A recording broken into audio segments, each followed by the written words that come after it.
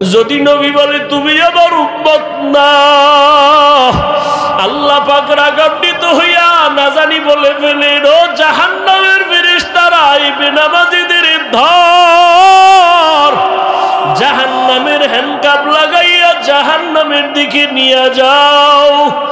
ও নবীর আশিক, তুমি আমি কে? তুমি আমি তো আসলে মানুষই না।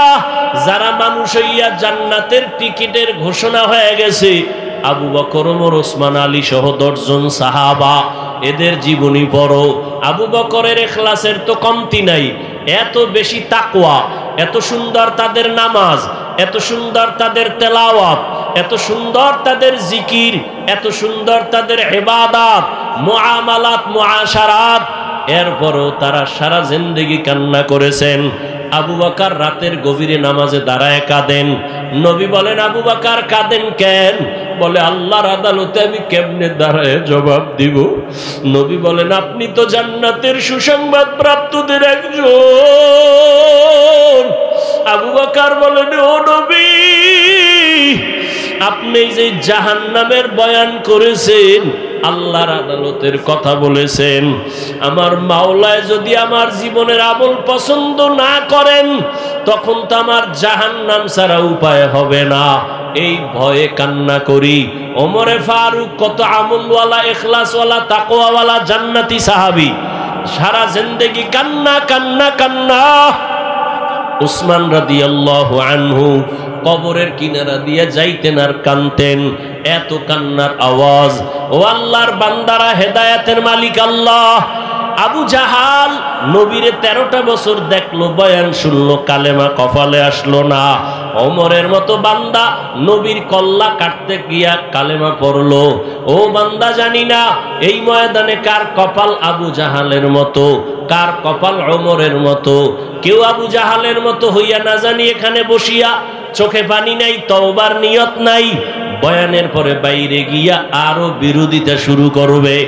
আর একদল ওমরের মেজাজওয়ালা গোলাম, গুনার কথা স্মরণ হওয়া মাত্র চোখে পানি, তওবার কাছে গিয়া কয়, মালিক, জীবনে তো কম নামাজ সারি নাই, দাড়ি কম কাটি নাই, শয়তানের ধোকায় কত গুনাহ করেছি, হাতের দ্বারা, চোখের দ্বারা, জবানের দ্বারা, অন্তরের কল্পনার দ্বারা। ও আল্লাহ, আজকে ময়দানে আসছি, গুনাহ নিয়ে ঘরের বিছানায় যাব না। ও আল্লাহ, জাহান্নামের আগুন সইতে পারবো না। দুনিয়াতে সূর্যের গরম সহ্য করতে পারি না, একটা মশার কামড় সইতে পারি না, মশারি টানাইয়া ঘুমাই। গুনাহগার হইয়া যদি কবরে যাই, একটা বেতের বাড়ি সইতে পারি না। আর ওই গুনাহগারের কবরে জাহান্নামের আগুনের গরম, পোকামাকড়ের কামড়, দুই পার্শ্বের মাটির চাপ কেমনে সহ্য করব? বিনয়ের সাথে বলছি রে যুবক, 1500 বছর আগে যুবকদের জন্য নবী কত মোহাব্বতের আওয়াজ দিলেন। নবী কয়, যুবকেরা, আমি মুহাম্মদের উপকার করেছে, বুড়ারা বিরোধিতা করেছে। এই মাঠের বুড়ারা, আবু জাহিল্লা নবীর দুশমন বুড়া, আবু লাহাব নবীর দুশমন বুড়া, আর যুবক নবীর বন্ধু 7 থেকে 11 বছরের বয়সের পয়গম্বরের কলিজার ভাই, চাচাতো ভাই হযরত আলী 11 বছরের সীমানায় যায় রাসূলের হাতে হাত লাগায় দিলেন। কে? এতদিন ছিল চাচাতো ভাই, এখন হলো সাহাবী, কিছুদিন পরে হবেন জামাতা। রহমতের নবী দোয়া করছেন, আনা দারুল হিকমাহ ওয়া আলিয়ুন বাবুহা, আমি মুহাম্মদ হলাম ইলম হিকমতের ঘর, আর এই ইলম হিকমতের ঘরের দরওয়াজা আমার আলী। আল্লাহ পাক আলী কেমন জ্ঞান দান করেছেন। হযরত আলী বলেন, আমাকে যে জ্ঞান শিখায় তার মূল্য কত জানুনি? মান আল্লামানি হরফান ইনশাআ বাআ ওয়া ইনশাআ আতাকা।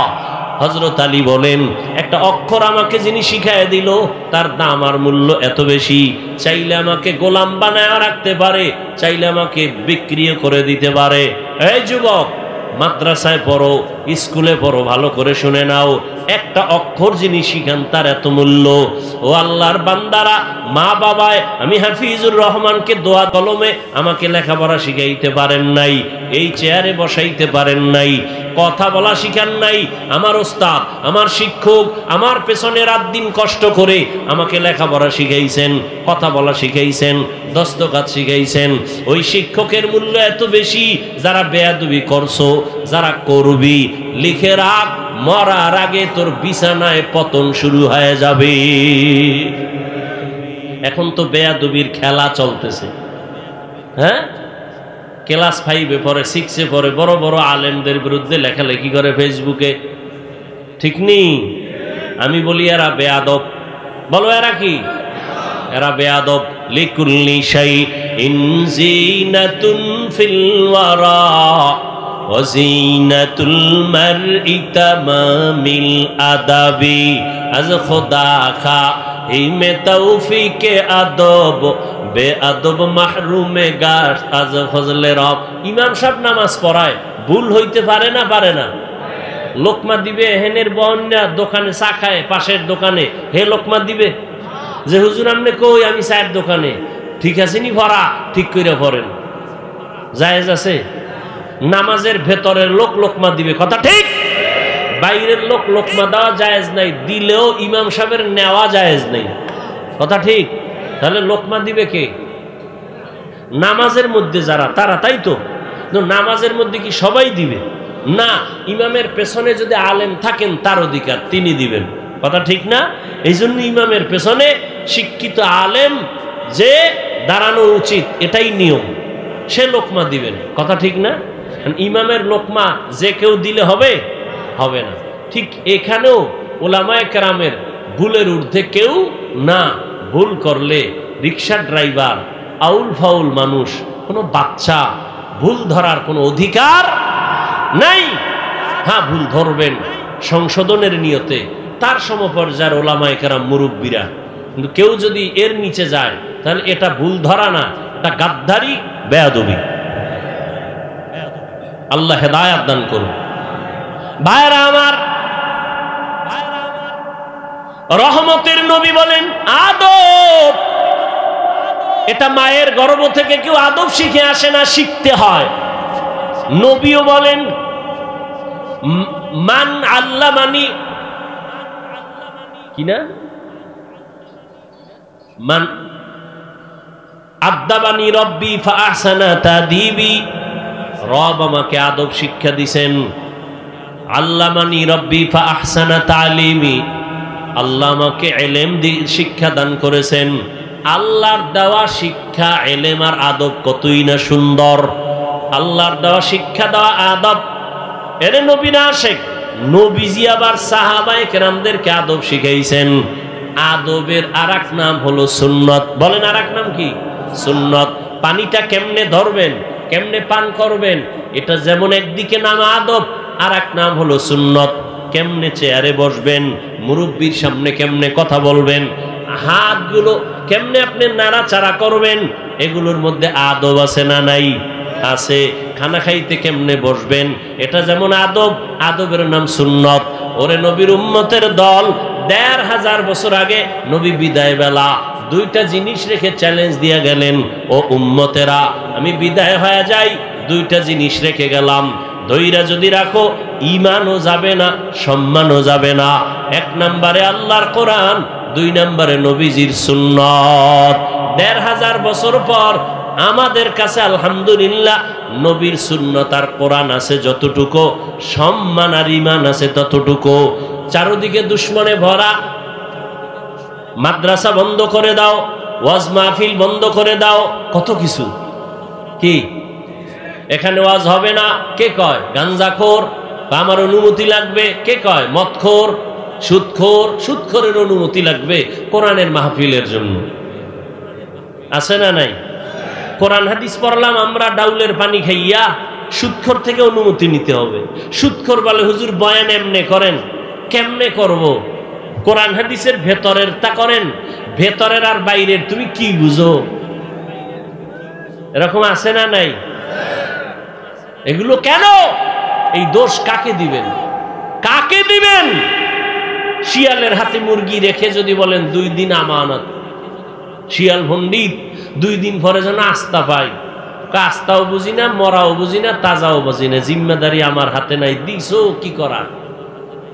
শিয়ালের হাতে মুরগি রাখলে যা হবে, ধর্মের চাবি কাঠি সুৎখর বেনামাজির হাতে দিলে তাই হবে।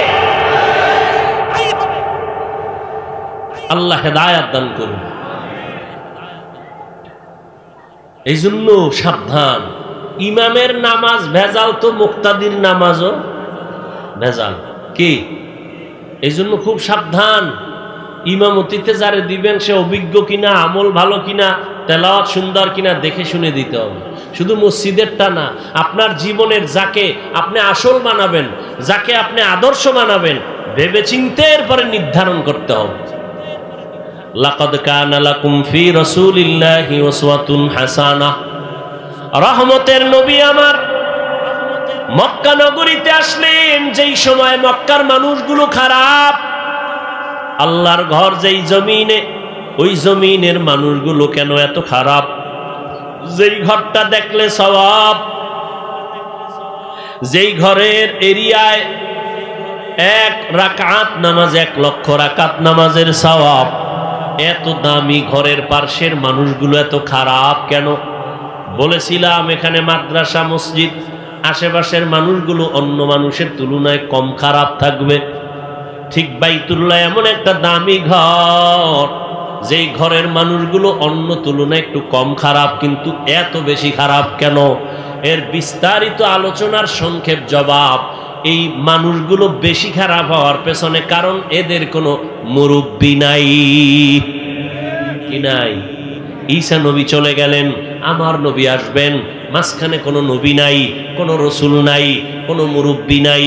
মানুষের মধ্যে 2-1 জন যারা আছে স্বার্থের লোভে পড়ে হালালটাকে হারাম, হারামটাকে হারাম বানায় চলে, মানুষগুলো একেবারে বেপরোয়া হয়ে গেল, স্বাধীন হয়ে গেল। এখন আর আল্লাহর ভয় অন্তরে নাই। যখন রহমতের নবী আদর্শ নিয়ে মক্কার জমিনে আবির্ভূত হয়েছেন, মুরব্বি চলে আসছেন, আসা মাত্রই জমিনের মধ্যে পরিবর্তন শুরু হয়ে গেল। মায়ার নবী সুন্দর উপহার দিলেন আদর্শ, গ্রহণ যারা করেছে এরা মক্কার খারাপ থেকে আলাদা ভালো হয়ে গেল। এত ভালো আল্লাহ পাক জিবরাইল আমিনকে বলেন, যাও একটা লিস্টি দিয়া দিলাম, লিস্টির মধ্যে যাদের নাম আছে নবী ঘোষণা দিয়া দিতে বলো। নবী ঘোষণা দিবে, এরা বিনা হিসাবে জান্নাতি।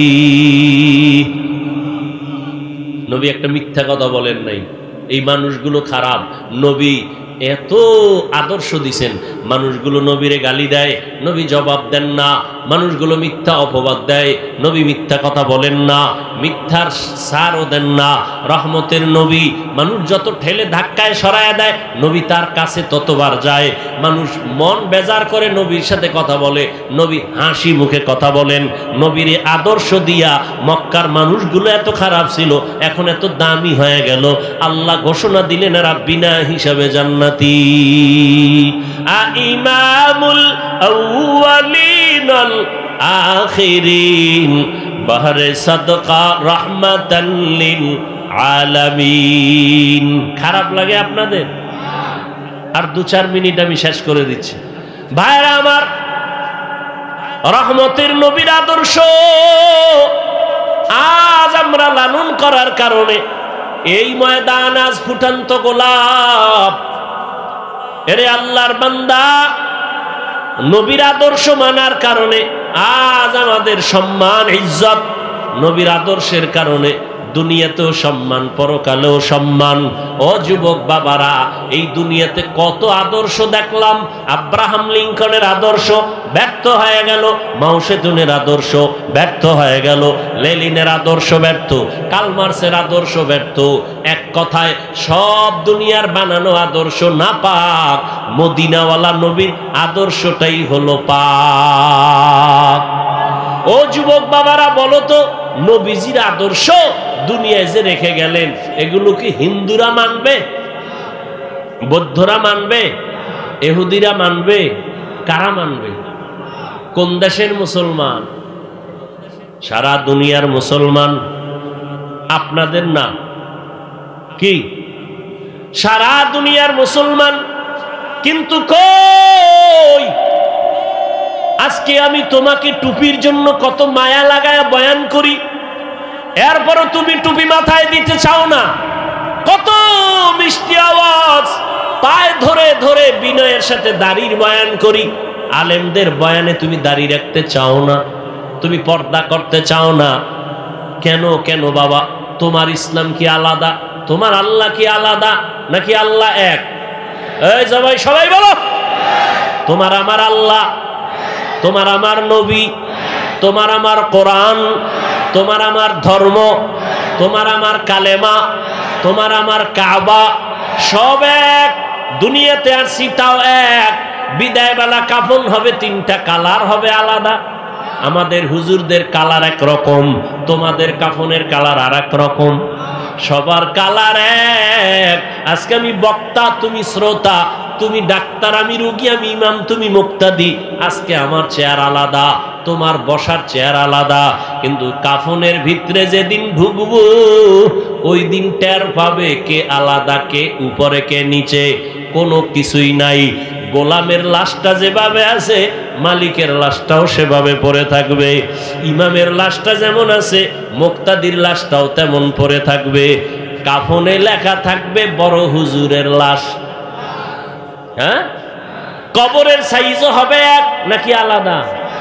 কবরে রাখিয়া বিদায়ের পর প্রশ্ন হবে তিনটা, তাও হবে এক। আমার যেই প্রশ্ন, তোমার সেই প্রশ্ন। রবের পরিচয় দাও, ধর্মের পরিচয় দাও, রাহমাতুল লিল আলামিনের পরিচয় দাও।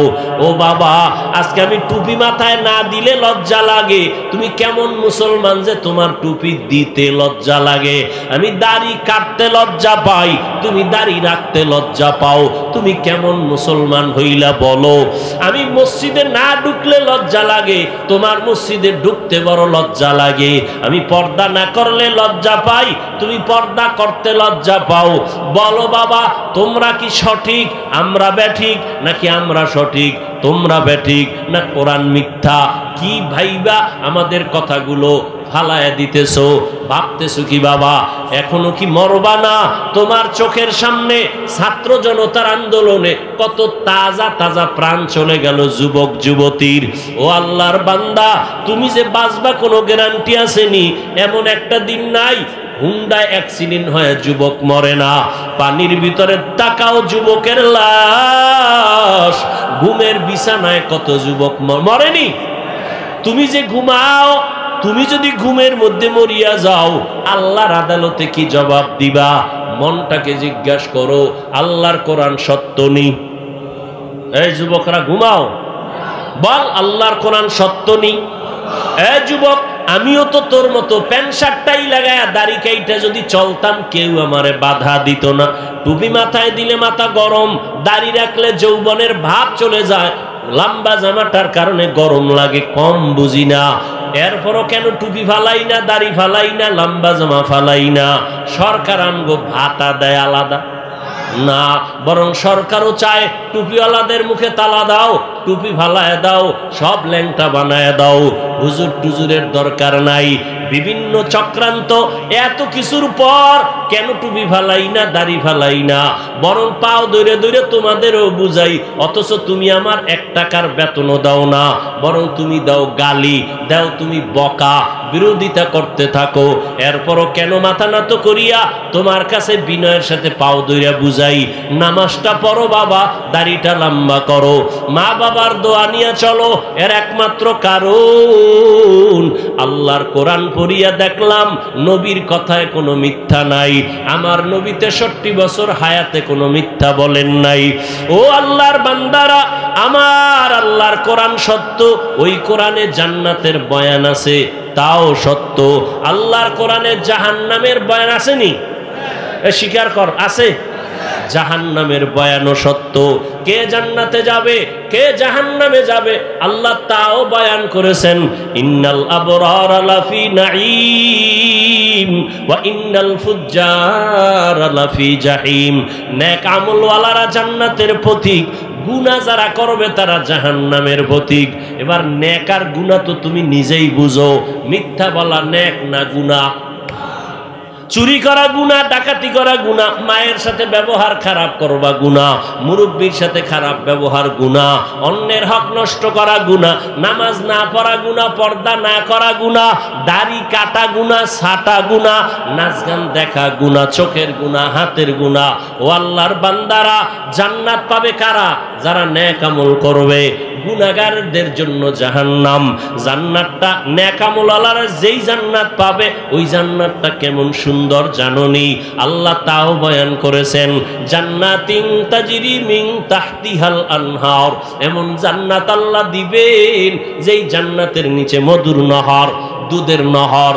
এত সুন্দর জান্নাত, যেখানে কোনো বুড়া বুড়ি নাই, সব যুবক আর যুবতী, কোনো কালো মানুষ থাকবে না, মন ভরে খাবে, কোনো বাথরুম নাই, কোনো দুর্গন্ধ নাই। এমন শান্তির জান্নাত নেক আমল নিয়ে যারা আল্লাহর আদালতে দাঁড়াবে তারা পাবে। আর যারা গুনাহগার, এদের জন্য জাহান্নাম। ওই জাহান্নামটা কেমন ভয়ঙ্কর আল্লাহ তাও কোরআনে বয়ান করেছেন, নবী হাদিসেও বয়ান করেছেন।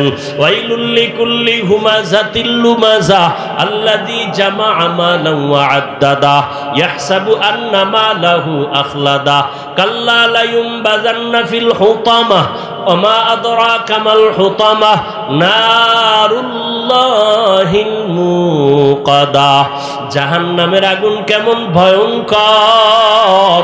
দুনিয়ার আগুন হাতে লাগলে হাত জ্বলে, পা জ্বলে না। জাহান্নামের আগুন শরীরের যে কোনো জায়গায় লাগা মাত্র কলিজাটা পর্যন্ত ভুনা হয়ে যাবে। এরে নবীর আশিক উম্মতেরা, মায়ার নবী যার কোনো গুনাহ নাই রে যুবক, নবীজির কোনো গুনাহ নাই, সেই নবীও আম্মা জান আয়েশা রাদিয়াল্লাহু আনহা বলেন, দেখি নবী আমার হুজরায় বসে কান্না করেন। আম্মা জান আয়েশা রাদিয়াল্লাহু আনহা বলেন, ও নবী আপনি কাঁদেন কেন? আমি আয়েশা কোনো বেয়াদবি করছি নাকি? আম্মা জানকে নবী বলেন, আয়েশা তুমি কেন বেয়াদবি করবা? এ পর্দার আড়ালের মা বোনেরা, আপনাদের এত সম্মান, এত দাম, এতক্ষণ আপনাদের সন্তান যুবকদের যত বয়ান শুনাইলাম, এই বয়ানগুলো যদি কাজে লাগাইতে হয় রে মা, আপনাদের চেষ্টা লাগবে। কারণ ফল, গাছ ভালো হলে ফল ভালো হবে। ও আম্মা জান, আপনি যদি ভালো হন, আপনার আদর্শ যদি ভালো হয়, সন্তান মায়ের থেকে বেশি শিখে, মাকে অনুসরণ বেশি করে। এরে আম্মা জান, এই দুনিয়াতে যত ভালো সন্তান আসছে আপনাদের অবদানের কারণে। আপনারা যদিও নবী না, নবী রাসূলদের মায়ের মতো মা, আপনারা সাহাবায়ে কেরামদের মায়ের মতো মা। আপনাদের এত সম্মান, আপনারা আয়েশা রাদিয়াল্লাহু আনহার মতো দামি নারী, আপনারা খাদিজা রাদিয়াল্লাহু আনহার মতো দামি নারী, ফাতেমা রাদিয়াল্লাহু আনহার মতো দামি নারী। আরে আম্মা জান, আপনাদের মতো কত মা এখনো আছে, নামাজ ছাড়ে না, তাহাজ্জুদ পড়ে, স্বামীর মাল হেফাজত করে, মোবাইলে সময় নষ্ট করে না। ও আম্মা জানেরা, আপনারা কেন পারবেন না? আম্মা জান আয়েশা নবীকে বলেন, ইয়া রাসূলুল্লাহ আমার কোনো বেয়াদবি হলো নাকি? কেন হবে? আম্মা জান বলেন, নবীজি আমি বয়সে অনেক ছোট, 6 বছরে আপনার সাথে আমার বিবাহের বন্ধন হলো, 9 বছরে আমি আপনার ঘরে আসছি, না জানি কোনো চলাফেরায় বেয়াদবি হয়েছে না? আয়েশা হয় নাই। তো আপনি কাঁদেন কেন? মায়ার নবী কাঁদেন আর বলেন, আয়েশা কিয়ামতের দিনের কথা আমার মনে পড়েছে, হাসরের ময়দানে আমার উম্মতের উপায় কি হবে, এত ভয়ঙ্কর হবে কিয়ামতের মাঠ। আম্মা জান আয়েশা বলেন, নবী কেমন ভয়ঙ্কর হবে? আল্লাহর নবী বলেন, আয়েশা কিয়ামতের মাঠে মানুষগুলো উলঙ্গ দাঁড়াবে, নারীরাও উলঙ্গ, পুরুষেরাও উলঙ্গ দাঁড়াবে। আম্মা জান আয়েশা বলেন, নবী লজ্জা কি কারো হবে না? লজ্জা করবে না? নবী বলেন, আয়েশা হাসরের ময়দান এতটা কঠিন, একদিকে সূর্যের গরম, জমিনটা তামা হয়ে যাবে, জাহান্নামের আগুনের আওয়াজ, অন্যদিকে আমার আল্লাহ রাগান্বিত আওয়াজ দিবেন, লিমানিল মুলকুল ইয়াউম লিল্লাহিল ওয়াহিদিল কাহ্হার। ও যুবকেরা, ও বৃদ্ধ বাবাজিরা, ও বেনামাজি ভাইরা, ও দাড়ি কামানেওয়ালারা, আমার নবী যদি কবরের চিন্তায়, হাসরের মাঠের চিন্তায় কাঁদেন, আপনার আমার কি পরিমাণ কান্না উচিত? অথচ চোখে তো পানি নাই। কেউ যদি কান্না করে তা দেখিয়া অনেকে তামাশা করে, ঠাট্টা করো। ও আল্লাহর বান্দারা, চিন্তা করো, মৃত্যুর চিন্তা করো। ঘুমের মধ্যে যদি মরণ হয়, কই তোমার মা বাবা, কই আপনজন? সাদা কাফন পেঁচায় কবরে নিয়ে রাখবে, গেঞ্জিটা পর্যন্ত আপনজনেরা বেলেট দিয়া কেটে কেটে রেখে দিবে। ও আল্লাহর বান্দারা, ওই নবী বলেন, আয়েশা, কিয়ামতের ময়দানে কেউ কারো দিকে তাকাবার পর্যন্ত হুঁশ হবে না। সূর্যের গরম, ওদিকে জাহান্নামের আগুনের গরম, আল্লাহ পাকের রাগান্বিত আওয়াজ। ও আয়েশা, জানো যে নবীদের কোনো গুনাহ নাই, সে নবীরা পর্যন্ত কান্নায় বেহুশ হয়ে যাবেন। মূসা নবী কান্না করবেন, ঈসা নবী কান্না করবেন, ইব্রাহিম নবী কাঁদবেন, আদম নবী কাঁদবেন, নূহ নবী কাঁদবেন। উম্মতের কথা একবারও ভাববেন না, বলবেনও না, নিজেদের চিন্তায় তারা কান্না করবেন। উম্মতেরা আদম নবীর কাছে যাবে সুপারিশের জন্য, আদম নবী রাজি হবেন না। মূসা নবীর কাছে যাবে, ফিরায় দিবেন। নূহ নবীর কাছে যাবেন, ফিরায় দিবেন। সর্বশেষ ও আয়েশা, ওই উম্মতগুলো আখিরি নবী আমি মুহাম্মদ রে তালাশ করবে। ঈসা নবী বলবেন, বা ধৈর্য নিয়ে আমার কাছে আসবেন। আম্মাজান বলেন, নবী, কঠিন সময় হাসরের মাঠে আপনি তখন কোথায় থাকবেন? রহমতের নবী বলেন, ও আয়েশা, আমি আমার মাওলা পাকের দরবারে মাকামে মাহমুদে সিজদায় পড়ে কান্না করব। অন্য নবীরা নিজেদের চিন্তায় কাঁদবেন, আমি একবারও নিজের কথা বলবো না। আমি কান্না করে বারবার বলবো, আল্লাহ আমার উম্মতেরে বাঁচাও, আমার উম্মতেরে বাঁচাও, আমার উম্মত জাহান্নামে যেন না যায়। আল্লাহ পাক বলবেন, নবী কাঁদবেন না, মাথা উঠান, আপনি আপনার উম্মত গুলো ধরে ধরে জান্নাতের দিকে নিয়ে যান। আমি খুশিতে আমার উম্মত ধরিয়া জান্নাতের পথের দিকে নিব। আম্মা জান বলেন, ইয়া রাসূলুল্লাহ, কোটি কোটি কোটি কোটি মানুষ, মূসা নবীর উম্মত, ঈসা নবীর উম্মত, আদমের উম্মত, নূহ নবীর উম্মত, এইভাবে সমস্ত নবীদের উম্মতের মাঝে আপনার উম্মত আপনি কেমনে খোঁজ করে বের করবেন? মায়ার নবী বলেন, আয়েশা, দুনিয়াতে আমার উম্মত যারা 5 বেলার নামাজ ওযু বানাইয়া আদায় করত, কিয়ামতের ময়দানে ওযুর জায়গাগুলো নূরের আলোতে চমকাইতে থাকবে। আমি নবী দেখিয়া জান্নাতের দিকে নিব। প্রথমে কাউসারের পানি পান করাবো, লাইনে দাঁড় করাইয়া আমি নবী নিজ হাতে কাউসারের পানি দিব। উম্মত একবার পান করবে, আর পিপাসা লাগবে না। হঠাৎ লাইনের মাঝে পর্দা পড়ে যাবে, উম্মত এখনো পেছনে বাকি।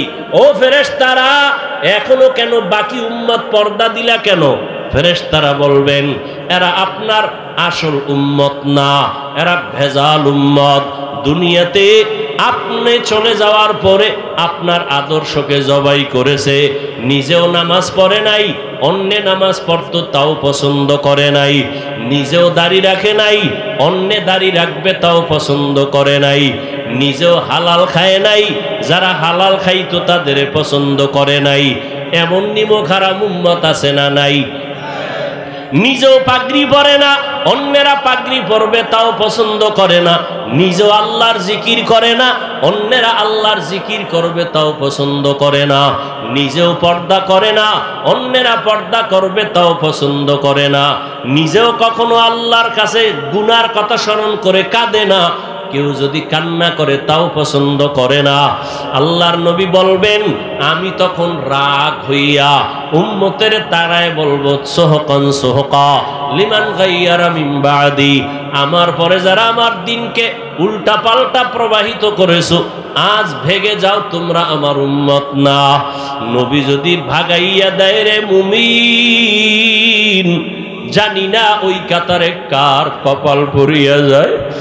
যদি নবী বলে তুমি আমার উম্মত না, আল্লাহ পাক রাগান্বিত হইয়া না জানি বলে ফেলেন, ও জাহান্নামের ফেরেশতারা, এই বেনামাজীদের ধর, জাহান্নামের হ্যান্ডকাপ লাগাইয়া জাহান্নামের দিকে নিয়ে যাও। ও নবীর আশিক, তুমি আমি কে? তুমি আমি তো আসলে মানুষই না। যারা মানুষ হইয়া জান্নাতের টিকিটের ঘোষণা হয়ে গেছে, আবু বকর, ওমর, ওসমান, আলী সহ 10 জন সাহাবা, এদের জীবনী পড়ো।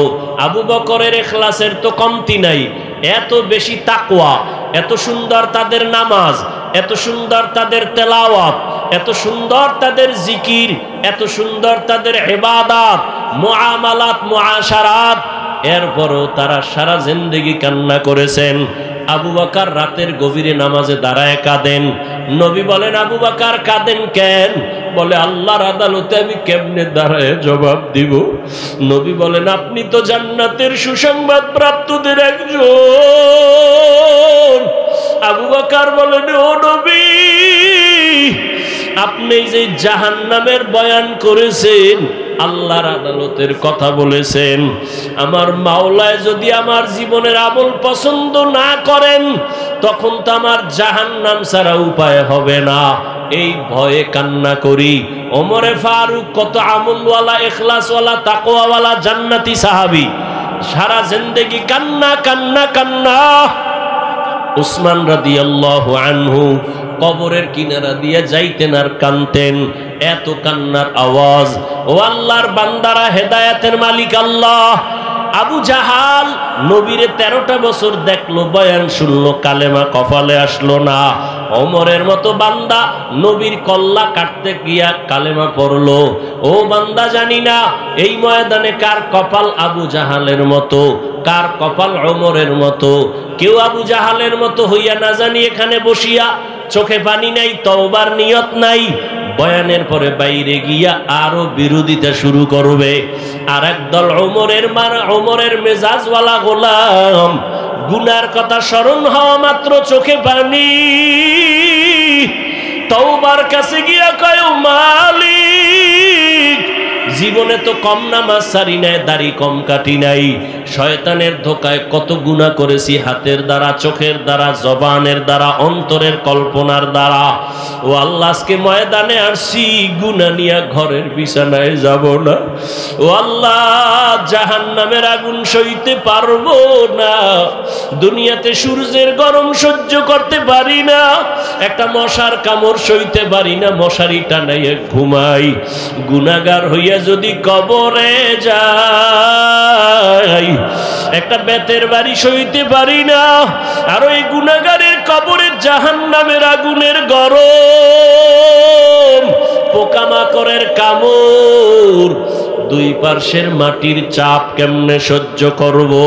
ও আল্লাহর বান্দারা, তওবা করার মতো যদি অন্তর তৈরি হয়, যদি দিলটা তৈরি হয়, আল্লাহর কাছে চোখের পানি ছেড়ে মনে মনে বলো, রে আল্লাহ, জীবনের যতদিন হায়াত পাই আর কোনোদিন দাড়ি কাটবো না, ছাড়বো না, বেপরদায় চলবো না, মা বাবারে কষ্ট দিব না, ওলামায়ে কেরামের পরামর্শ নিয়া নবীর তরিকা মেনে চলবো, আর কোনোদিন মিথ্যা বলবো না, মুরব্বীদের সাথে বেয়াদবি করব না। আল্লাহর কাছে যদি তওবার নিয়ত থাকে খাঁটি অন্তর দিয়া, আল্লাহর কাছে বলো মনে মনে, আল্লাহর দরজা খুলে দিতে 1 সেকেন্ড দেরি করবেন না। 2 ফোঁটা চোখের পানির বড় দাম। যদি চোখে পানি না আসে, মনে করিও গুনার কারণে দিলটা পাথর, আল্লাহ বুঝি গুনার কারণে বেজার হয়ে গেছি। যদি ডানে বামে কোনো কান্নাওয়ালা ভাই পাও, হাতটা বাড়াইয়া দোয়া চাও, বলো, ভাইজান, আমার কপাল খারাপ, আপনার কপাল বড় ভালো, আমার গুনার কারণে চোখে পানি নাই, আপনার চোখে পানি, আল্লাহর দয়া, আমাদের জন্য মন খুলে দোয়া করবেন, হেদায়েতের দরজা থেকে যেন বঞ্চিত হয়ে না যাই। তওবা করার মতো যদি অন্তর দিয়া তওবার নিয়ত করে থাকেন, ও বাবাজি, ও মা বোনেরা, ও যুবক বাবারা, তওবার নিয়ত যদি থাকে, হায়াতের মালিক আল্লাহ, রিজিকের মালিক আল্লাহ, সম্মানের মালিক আল্লাহ। তওবার নিয়ত যাদের আছে, খাঁটি তওবার নিয়তে 2টো হাত আল্লাহকে দেখায় দেই, আয় আল্লাহ, হাতগুলো কবুল করে নেন, তওবা কবুল করে নেন। আয় আল্লাহ, আমাদের দিল থেকে গুনার আকর্ষণ কমাইয়া নেক আমলের আগ্রহ বাড়ায় দেন। আমরা খাঁটি নিয়তে হাত তুলেছি, আর গুনাহ করব না, দাড়ি কাটবো না, বেপরদায় চলবো না, মা বাবাকে আর কষ্ট দিব না, ওলামায়ে কেরামের পরামর্শ নিয়া নবীজির তরিকা মেনে চলবো, নামাজ পড়বো, কারো হক নষ্ট করব না। ও আল্লাহ, আমাদের তওবা কবুল করে নেন। তওবার উপরে মজবুত হইয়া মৃত্যু পর্যন্ত চলার তৌফিক দান করেন, আমিন।